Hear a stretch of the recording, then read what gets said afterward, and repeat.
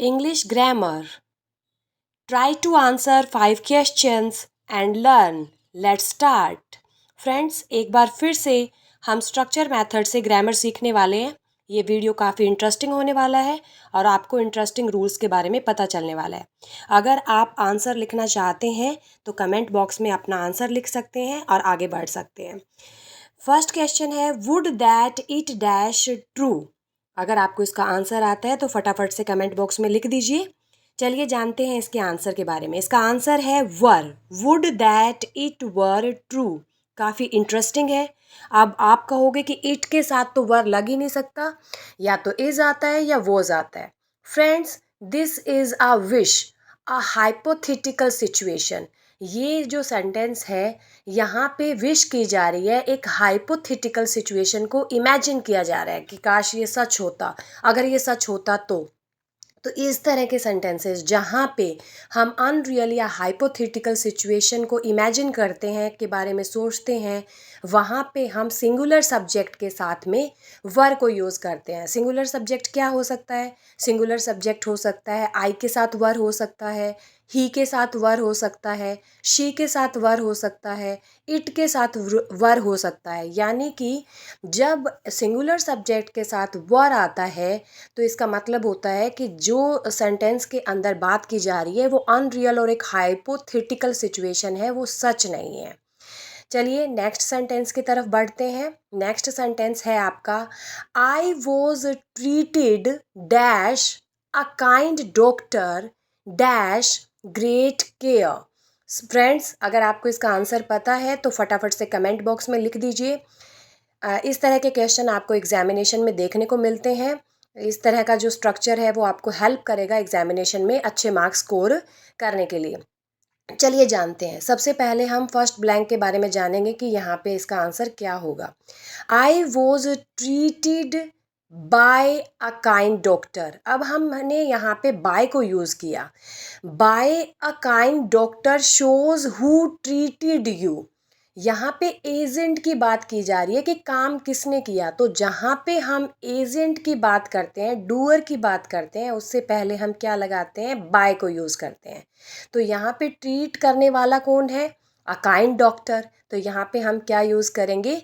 Bye.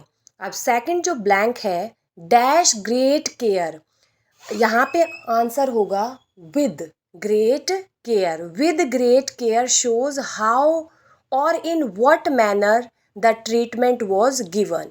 तो जब हम मैनर के बारे में बात करते हैं कि किस तरह, या बताते हैं कि कैसे कोई काम किया गया, तो उससे पहले हम विद को यूज़ करते हैं। तो हमारा आंसर यहाँ पे होगा बाय और विद। चलिए नेक्स्ट सेंटेंस की तरफ बढ़ते हैं। The baby is crying because dash is hungry. ये काफ़ी इंपॉर्टेंट क्वेश्चन है, कई बार एग्जामिनेशन में आया है। देखने में बड़ा सिंपल लग रहा है, लेकिन स्टूडेंट्स जो है इसका आंसर, मोस्टली जो स्टूडेंट्स हैं वो इसका आंसर रॉन्ग सेलेक्ट करते हैं। और जब मैं आपको इसका आंसर बताऊंगी तो आपको भी ये शॉकिंग लगेगा और आपके माइंड में आएगा कि ये क्वेश्चन का आंसर कैसे हो सकता है। तो अगर आपको पता है तो फटाफट से कमेंट बॉक्स में लिखिए। चलिए जानते हैं इसके आंसर के बारे में। The baby is crying because it is hungry. थोड़ा सा शॉकिंग था कि अरे इट तो या तो एनिमल के लिए हम यूज़ करते हैं या हम नॉन लिविंग थिंग के लिए यूज़ करते हैं, तो यहाँ पे इसको यूज़ क्यों किया गया? The subject the baby is a singular noun and typically referred to as it when the gender is not specified। जैसे कि बेबी वर्ड से हमें जेंडर के बारे में पता नहीं चलता कि बेबी मेल है या फीमेल है। तो इस तरह की जब सिचुएशन होती है, हमें नहीं पता कि बेबी का जो जेंडर है वो क्या है, तो वहाँ पे हम क्या यूज़ करते हैं? इट यूज़ करते हैं। और अगर आपको बेबी का, जैसे जानते हो पर्सनली आप उस बेबी को, तो उस बेबी के जेंडर के बारे में पता है, तो वहाँ पे आप हिज और हर भी यूज़ कर सकते हैं। In English, babies and animals are often referred to as it when we don't know or don't mention the gender। चलिए नेक्स्ट सेंटेंस की तरफ बढ़ते हैं। The bouquet of flowers dash on the table. चलिए, अगर आपको इसका आंसर आता है तो फटाफट से कमेंट बॉक्स में लिखिए। अब हम आंसर को डिस्कस करने वाले हैं। द बुके ऑफ फ्लावर्स, आपको जो सब्जेक्ट है, सब्जेक्ट पे फोकस करना है। The subject is the bouquet not flowers. यहाँ पे जो सब्जेक्ट है वो बुके है, फ्लावर्स नहीं है। तो बुके क्या है? कलेक्टिव नाउन है। कलेक्टिव नाउन जो है, और ये जो कलेक्टिव नाउन है ये कैसे ट्रीट किया जाएगा? एज अ सिंगुलर सब्जेक्ट जो है इसको ट्रीट किया जाएगा। The main subject bouquet is singular, so we use singular verb, और हमारा आंसर क्या होगा? Is on the table. The bouquet of flowers is on the table.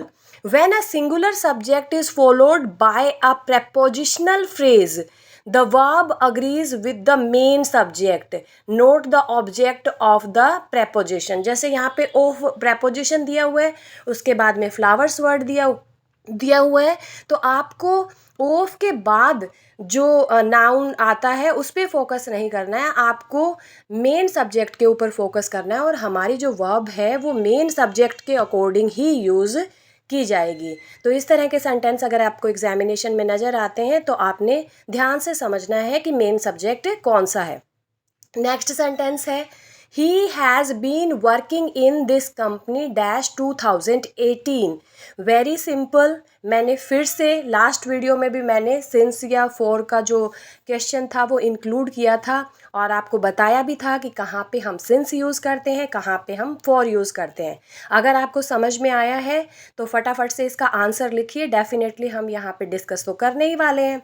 तो अब जैसा कि आपको दिखाई दे रहा है, ब्लैंक के बाद जो है पॉइंट ऑफ टाइम दिया हुआ है 2018। आपको पता ही है पॉइंट ऑफ टाइम से पहले हम क्या यूज़ करते हैं? सिंस यूज़ करते हैं। तो हमारा आंसर होगा he has been working in this company since 2018. We use since with a specific point in time. Time के अंदर जब हम एक स्पेसिफिक पॉइंट की बात करते हैं, एग्जैक्ट टाइम की बात करते हैं, तो वहाँ पे हम क्या यूज़ करते हैं? सिंस यूज़ करते हैं। फोर का यूज़ कहाँ होता है? फोर का यूज़ पीरियड ऑफ टाइम के लिए यूज़ होता है। जैसे मैं यहाँ पे कहूँ 10 सालों से, 5 सालों से, हमें नहीं पता वो 10 साल कौन से हैं, वो 60s के हैं, 70s के हैं, 80s के हैं, तो वहाँ पे हम क्या यूज़ करते हैं? वहाँ पे हम फॉर यूज़ करते हैं।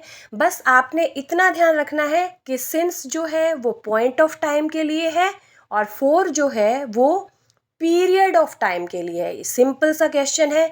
एग्जामिनेशन में इस तरह के क्वेश्चन देखे जाते हैं, चाहे वो कॉम्पिटिटिव एग्ज़ाम हो, चाहे वो बोर्ड एग्ज़ाम हो। तो अगर सेंटेंस आपका या तो आपको प्रेजेंट परफेक्ट कॉन्टिन्यूस टेंस मिलेगा, या आपको पास्ट परफेक्ट कॉन्टिन्यूस टेंस मिलेगा, और उसके बाद में लास्ट में क्या है? टाइम मेंशन किया जाएगा, तो उस पे आपने टाइम पे फोकस करना है कि जो टाइम दिया हुआ है वो एग्जैक्ट है या पीरियड है। आई होप ये वीडियो आपके लिए इन्फॉर्मेटिव था। शेयर कीजिए, लाइक कीजिए। Bye bye friends, you letter.